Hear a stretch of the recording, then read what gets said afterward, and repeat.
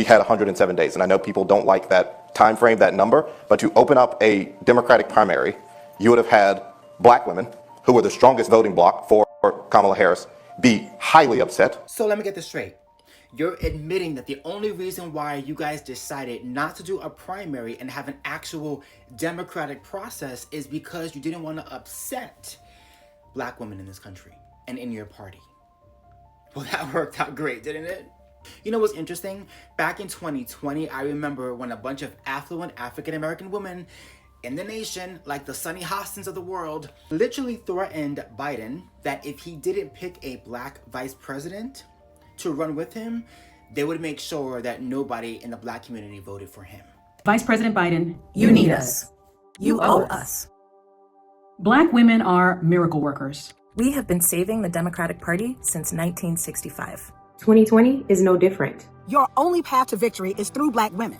The voters who need to turn out, we know how to mobilize them. The following commitments will begin to show black voters that you are serious about us. America needs a black woman vice president. Joe Biden, this must be addressed. You must address our oppression. And thus we got stuck with Kamala Harris for the last 4 years. See, this is what happens when you put identity politics above what's actually correct and right and accurate.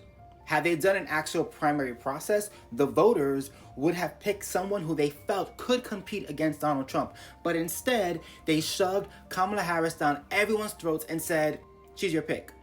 Take it or leave it. Well, America left it.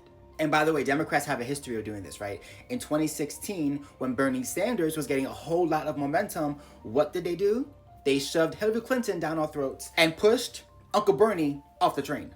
And what that tells me is that Democrats and the party don't actually trust the people.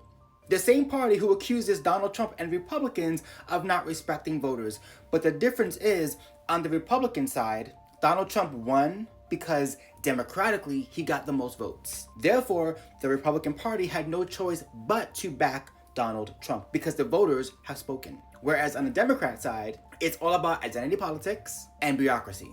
And the voters, who needs them?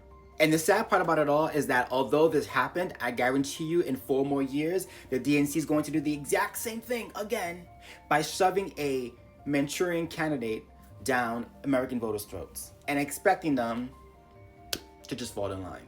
They never learn.